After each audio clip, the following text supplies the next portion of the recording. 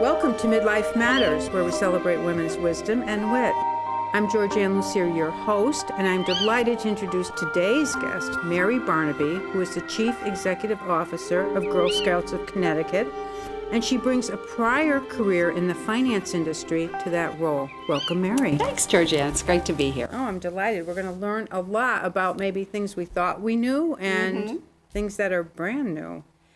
Maybe many of us know we're over 100 years with the Girl Scouts, right? Founded Yes. Actually founded in 1912. And actually Okay. here in Connecticut, 1912 was when the first Girl Scout troop Wonderful. was chartered. So we were all ready to go We were right ready from to the go. very beginning. Yes. And there's about 30,000 girls in Connecticut Yeah, we involved have in scouting. in 30,000 Connecticut. girls from just about every zip code in the state. Wonderful. Okay. And about half that many adults.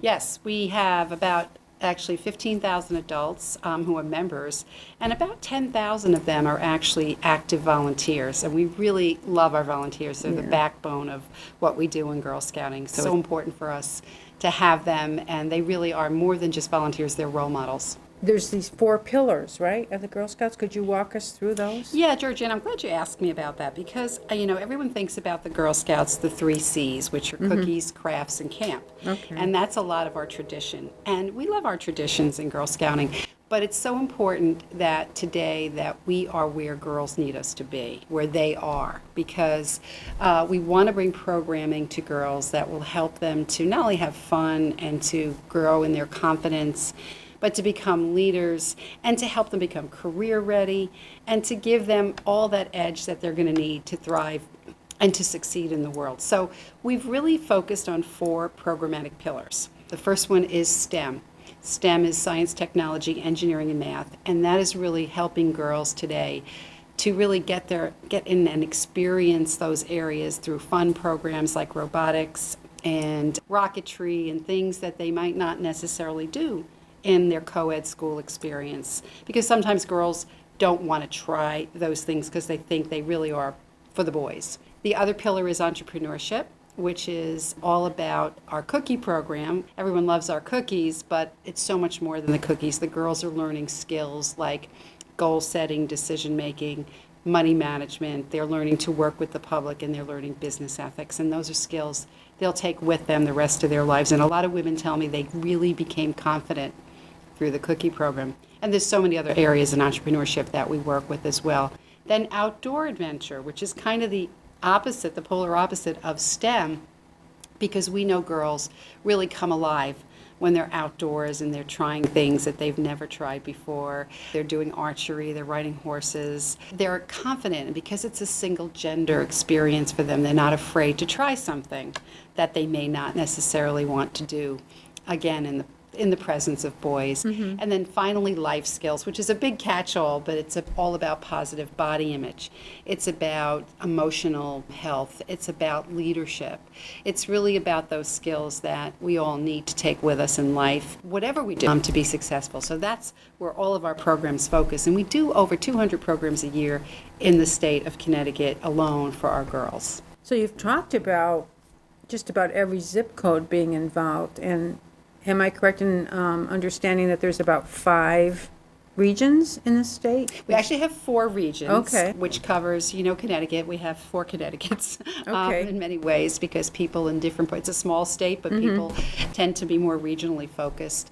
And we used to have 5 Girl Scout councils in Connecticut, and about 10 years ago, we all merged together into one council, and that's made us more efficient. But it's also important that we recognize that we have one brand, we have the same goals for our girls, we have the same mission, but people in one part of the state really may want to focus on other goals and objectives for the girls they're serving versus other parts. And actually, it's a girl-led environment. So at the end of the day, it's as the girls get older, they're the ones deciding what programs they want to focus on and what they want to do as a troop. We really love our brand. In fact, we have a new national branding, GIRL. I saw that. Tell us about GIRL.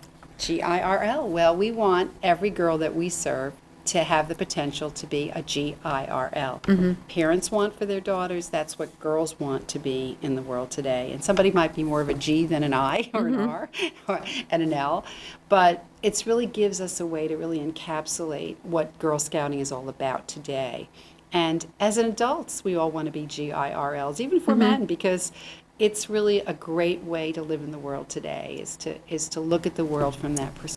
And let's talk about some of the programs and events. I received a lot of good information from your organization. You have your Camp CEO, Women of Merit, the Gold Award. Yeah. Tell us about those. We do a lot of things. As I mentioned earlier, we do 200 events every year in the state of Connecticut. And by the way, the local troops also do their own events. So there's a lot of activity going on, a lot of programs and a lot of girls involved in really cool, fun things.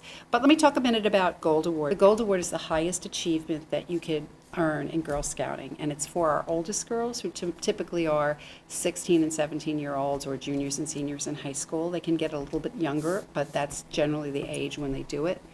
And that is something that requires the girl to identify, it's usually done independently, identify a problem in her community that she wants to solve. And community is very broadly defined as the world. And I'll tell you about a couple of projects our girls have done here in Connecticut and in the world. They determine what they want to solve. Then they write up a proposal. It goes in front of a committee that comes back to them and approves the project or not and says, you know, we need you to do this. The project has to be sustainable, the result of it. It can't be something one and done. You know, it has to be something that lives on. And then when the girl goes forth to do the project, it usually requires about 80 to 100 hours of community service work. She has to engage experts in her community to help her. She has to raise money sometimes for the project. And then when it's completed, she has to go back in front of another review board before she actually earns the award. And this is at a time in a girl's life when she's really busy with applying for college. So it takes a lot of commitment to do this. And girls have been doing this, Girl Scouts has been doing this for 100 years. People really don't know that much about the Gold Award. So I'll tell you about some of the kinds of projects that girls have done. They've focused on awareness around mental health in their communities. They've focused on environmental science projects. One girl who is actually amazing, she's now a sophomore in college, she built a preschool in Uganda. And she's now started her own nonprofit where she's building more preschools, and she's 19 years old. They do extraordinary things, and we are so proud of what they do, and we wish more people knew about it. We have our Women of Merit event every year. We do some fundraising events, but this is a fundraising event, but it's also to highlight some accomplished women role models and showcase, if you will, women who have really accomplished so much and who are great role models for girls and for everyone. And it's also an opportunity for us to talk about some of the things girls are doing in their community.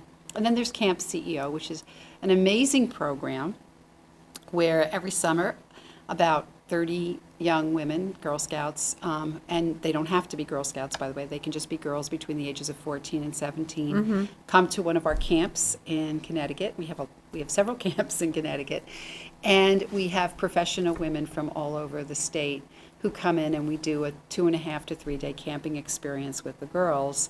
It's a little enlightening for a lot of the women. They haven't done something like that in a long time. But it's not just about the outdoor activity. We do leadership workshops. We do we mentor the girls, and they do amazing projects under the leadership and the coaching from the women. And it's teaching the girls about the power of the network. It's teaching them about how to work with mentors and to really reach for the stars and maybe be exposed to careers that they never knew about. So it's a wonderful experience. The women wind up having sometimes more fun than the girls. It's all good. And when you talk about your camps, I was surprised to see you manage almost 2,000 acres of property. We do. Right? We do. We have 2,000 acres of property all over the state. We've operated 8 day camps and 1 residential camp this summer. Served probably close to 3,000 girls in the state. And again, you don't have to be a Girl Scout to come to our camps. Wonderful. All girls are welcome, but they are single gender. They're not co-ed. We have counselors from all over the world who come and work in our camps, so it's a great experience for girls. They have a wonderful time. And in the winter, though, and in the fall, the winter, and the spring, all of our Girl Scout troops all over the state are welcome to rent our camps and come in, and it's very economic, very low cost. And they can do troop camping. Some of them come in the dead of winter, and they're hardy and they're outside. Others will come, spring and fall. And it's an opportunity. And we talk to girls, we ask them today, even girls today, what do you love about Girl Scouts? And they will say they love to go camping. I mean, so it's surprising in a lot of ways, but they love it. And there's so much being written about currently young people not getting enough outdoor experience compared to previous generations, partially, maybe largely, due to technology. People are spending their time differently. Families are spending their time differently and maybe have less time than perhaps previous generations to pack up the van or whatever and off you go. That's true, and it's a wonderful thing for families.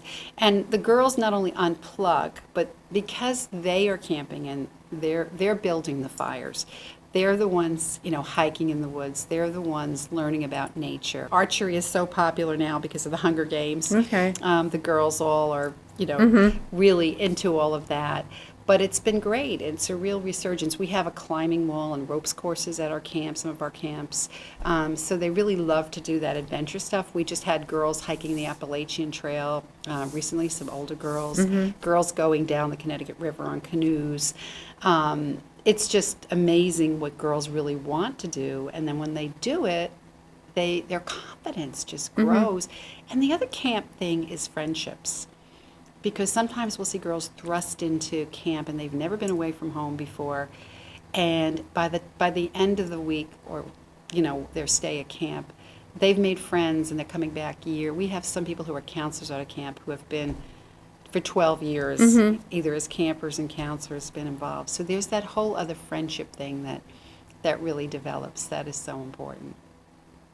Well, and let's talk about the single gender experience.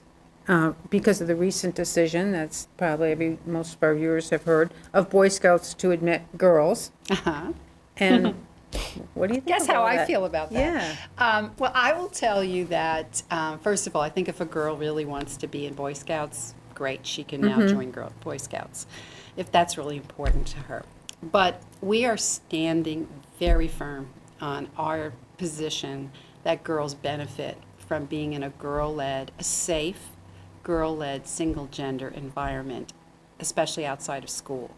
Girls are with boys in school all day, most of them. Some of them are in single-gender experiences, but not most.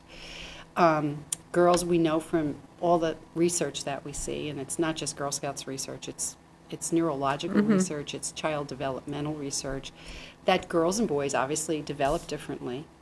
They have different neurological preferences in terms of how they feel about, failure. And we know when girls get to middle school, they stop raising their hand, they step back, especially in the areas of science and technology and engineering and math, they kind of take the back seat to the boys. They become more self-conscious about making mistakes at that age. And so Girl Scouts gives them the opportunity to be in a very safe environment where they can try things and fail without feeling stupid or feeling like they're not, capable. And that is so important for girls, to have that experience of doing and then learning, and learning that failure is okay. Failure, we say first attempt in learning, fail, F-A-I-L. Okay. Because that is really what we want girls to take away. Plus it's building this confidence to become a leader of yourself, and a leader of others if that's the path you choose. And I think with all the issues we have now with Me Too, harassment, if we have girls that are strong, then we're going to have girls that will be able to do better in those situations when they do feel that kind of pressure from a sexually aggressive man. And I think that's really a very important thing for girls to develop. I also think boys need their own space too. I really do, because they need good role models. Let's face it, the role models out there for boys today in many cases aren't too good.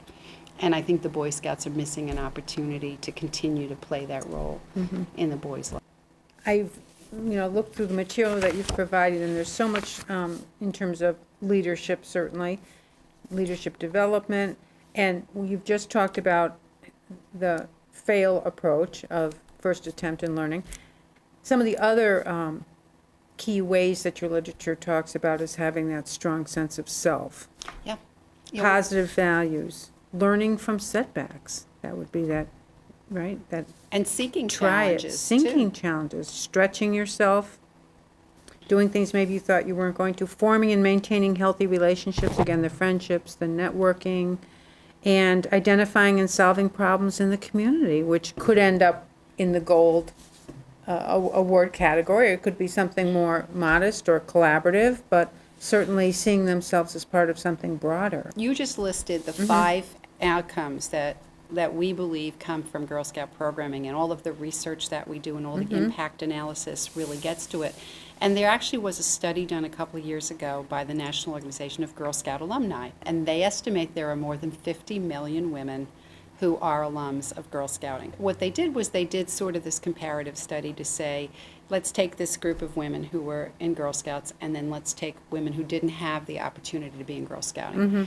And what they found were significant differences in terms of the outcomes in the lives of the women who were Girl Scouts versus the women who didn't have the opportunity. They were more civic-minded, more of them voted, they had better jobs, they were more happy, they declared that they were more happy, or they were happier, and they actually, just seemed to be more well-adjusted. You can't generalize and say every woman who wasn't a Girl Right. Scout doesn't have those attributes. But when they did this actual very large national study, they found there was definitely advantage. There's also an academic advantage to Girl Scouting. Girl Scouts are, more successful in school. They get better grades. They are more aspirational about wanting to go to college. So these are all, our national organization does a lot of primary research, and everything we do is pretty evidence-based and research-driven. So we stand really strong to say, we hope when parents, especially with the little girls, are thinking about what kind of program they want for their daughter, that they are really going to look very carefully at what's going to be the best pathway for their daughter to follow. And I don't think the Boy Scouts now have programs for girls. They don't have, research that really relates back to what helps a girl develop successfully. They have very similar values in some cases, and that's a good thing. And I think they're a really good organization for boys. But I think I'm kind of afraid the girls are going to be like the Ladies Auxiliary. Okay, yeah. You have your own troop of sorts in that you network and have relationships with, the Lucky 13? The Lucky 13. Well, Okay. we have about 112 Girl Scout councils in the United States. It's a very big organization, 2 million girls served and 800,000 adults, volunteers and members. So it's a big organization. And I will say, Georgian, when I came to Girl Scouts 6 years ago, I had worked for a very big financial company, and I was, a senior executive, but I certainly wasn't, dealing directly with the board of directors, and I had a boss, and, everything was pretty structured. So then when I came here and I became the CEO, and I'm sure women who find themselves in this position, or men too, you find out, okay, I work for the board of directors now. I have 24 bosses, and they're not my day-to-day, they're not in my life day-to-day. So what you really look for, it could be a little lonely sometimes, and when you have to make decisions when you're running an organization, a big organization, we have 105 employees, we have an $11 million budget, we have a lot of properties, we have a lot of decisions to make. Who do you talk to?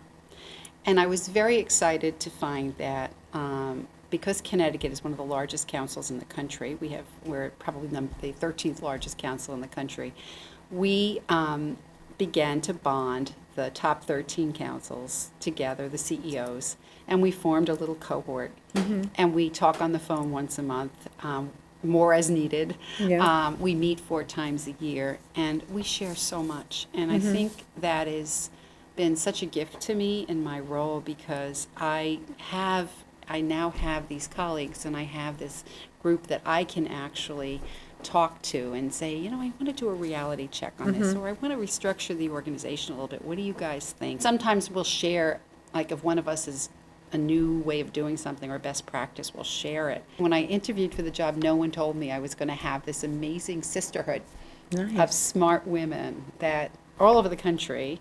They're from LA and San Francisco and Chicago and Boston, and just to have these women in Atlanta that I can just call on, and really we are like a Girl Scout troop, Nice. a virtual Girl Scout troop.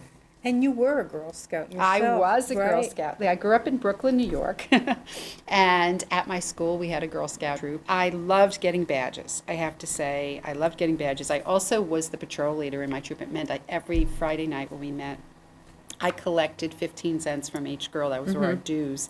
And I had a little ledger book, and I would write in, everybody had their dues and who was present and who wasn't. And then I went into finance. So so it was that early, those days, that I loved. Yeah. I loved taking people's money and organizing it. And it was really, really a fun thing. But I would say, too, my career in finance, not to get off track from my Girl Scout days. No, absolutely. But my career in finance really helped me in this job. In my past life, I had, run a division in a mutual fund company and run a division in a large financial company, and always had people reporting into me, and I liked to manage a bottom line. And I came from a mostly male-dominated world where done is better than perfect. And one of the things coming into an organization that is very, female-oriented was people are so mission-driven.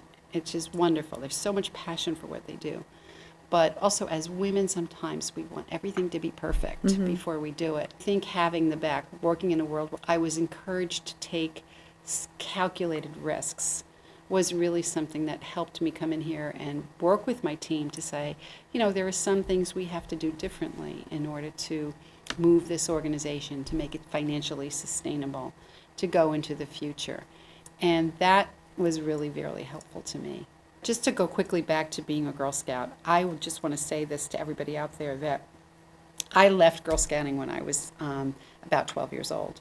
I had started when I was much younger and left. And now that I know what I know about what girls can do as they get older, I just want to encourage every girl and every parent to say, stick it out, because as the girls get older, they just become so much more self-determined. They determine. We have Girl Scout troops going on trips to Paris. I mean, they're just so focused on what they want to do for their own development and enrichment. They do their bronze, their silver, and their gold awards, which amazingly will often give them that spark for what they want to do in their future.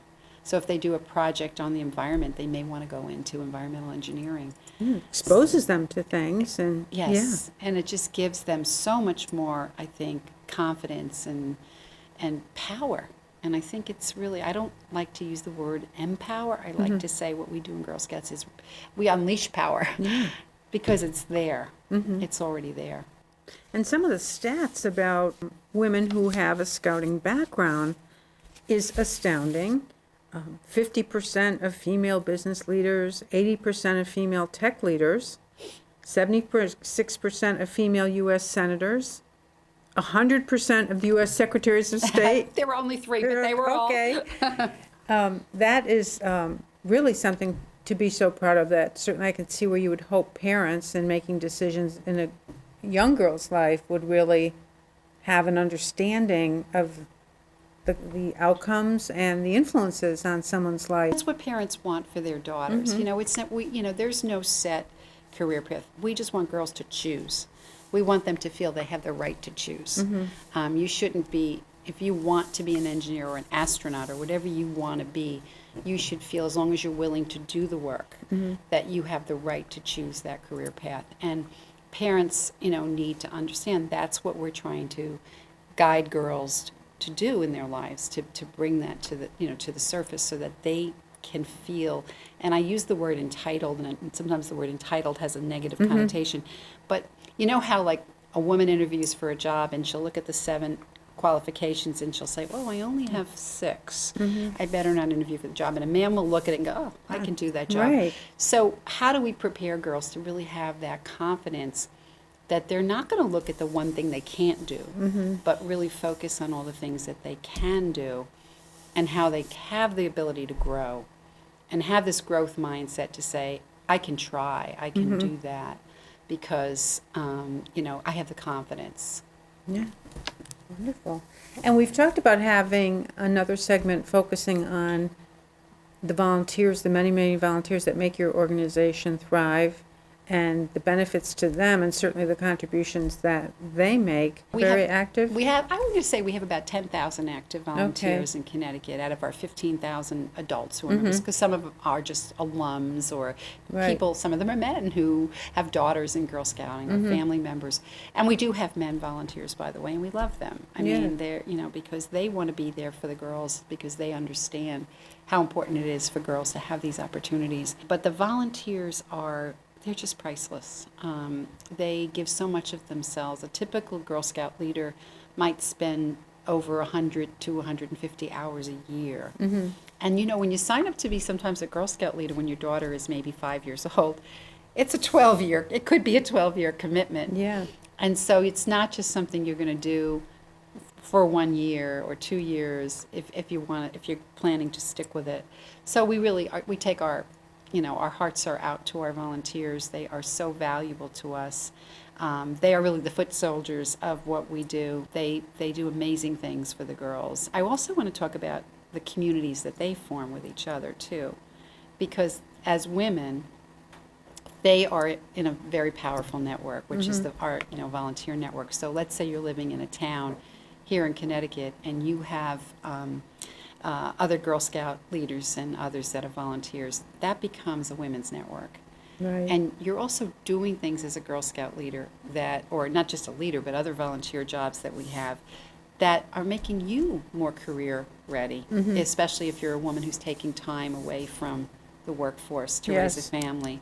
We've created what we call resume blurbs or volunteer job sort of descriptions, so that if you're doing your LinkedIn profile or you're doing a resume and you want to go back into the workforce, you can quantify the value of the volunteer work that you've done, because it is valuable. I look forward to spending time talking more about that, and want to thank you so much for coming on the show today, and tune in to hear other fascinating women on future segments of MidLIFE Matters. Again, Georgian Lussier, your host. Thank you for joining us. Thank you.